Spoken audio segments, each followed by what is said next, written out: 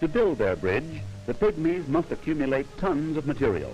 Vines must be knotted together to make them long enough to span the river. Their task is before them, and they're about to begin. We will soon see a most amazing example of engineering. The tallest tree overhanging the stream is selected. It's 150 feet high, and to its top they laboriously climb. Later, they'll construct a crude ladder of vines.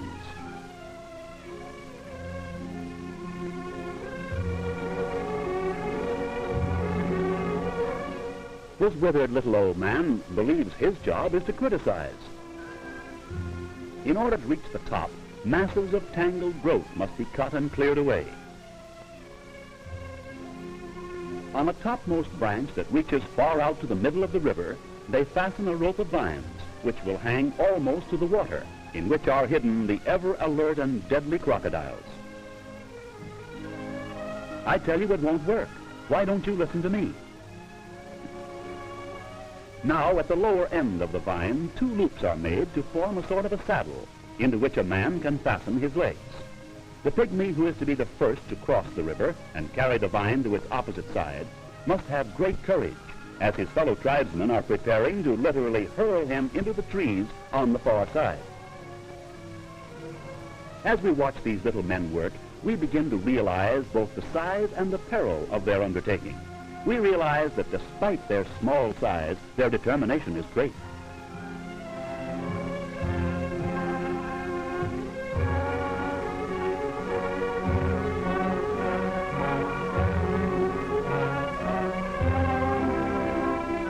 Below, the vicious beasts keep watch.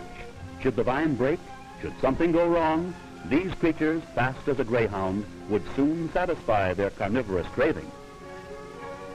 Now the vine is drawn high.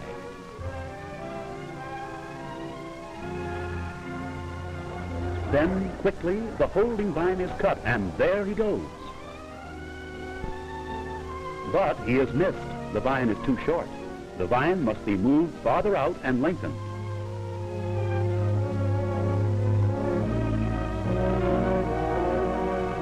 I told you it wouldn't work. Now listen to me. Again he is pulled up high so that his swing will be greater. Truly a daring effort.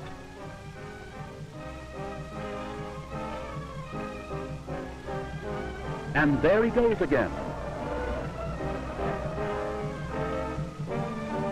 Again failure. The vine is still too short.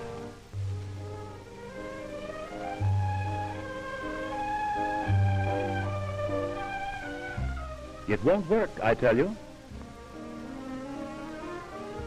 On the third attempt, he will carry a hooked stick to increase his reach and afford a better chance to catch hold of a vine or branch on the other side. This time, he is really going up.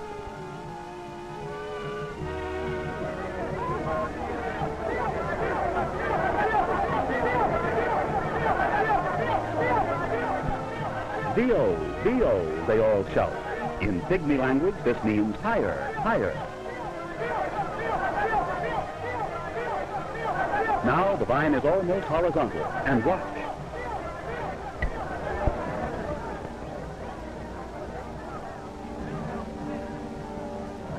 And success comes to these little men of the jungle. See? You could have done it the first time. The drag of the heavy line on this pygmy's frail little body is terrific, but he hangs on, trying to work himself free of the saddle without letting go of the vine. Exhausting work, and especially so with everyone below shouting orders and advice. At last he is out, and the vine is securely fastened. The first man and the first vine are safely across the river. Even the old critic is very pleased. The crocodiles are disappointed. Now begins the equally perilous task of carrying more vines across the river. The little men continue to climb to the top of the huge tree, each carrying their share of the vines. To the top they all go, then down to the slanting vine high over the river of doom.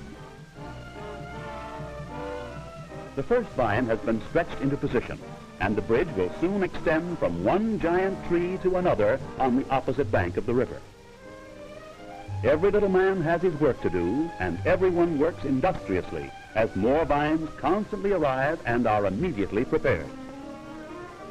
About 60 feet above ground on both trees, huge ladders have been built to lead to the forks in the branches, to which the bridge is now anchored. The bridge is being built. It is being built very high because with the constant alternation of hot sunshine and terrific rainstorms, it may sag as much as 20 feet, and there is no way for the pygmies to raise it once the sag has set in. This primitive bridge, now weighing many tons, is as great an engineering feat to the pygmies as is the building of any of our great modern spans to us. Materials keep pouring in. The efficiency of these little people is truly amazing. Some take turns hunting, for everyone must be fed and fed well while the big job goes on. At the end of 6 days, the bridge is nearing completion. Even though there is still some decking to be installed, they're using the bridge, for the men on both sides must be fed. On the 8th day, the two teams of workers will meet in the middle of the great span, the span that now extends for 173 feet from tree to tree. It's 50 feet above the water.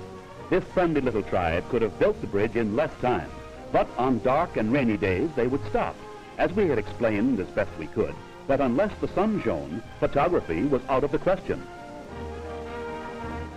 The bridge is finished. They play with it like children with a new toy.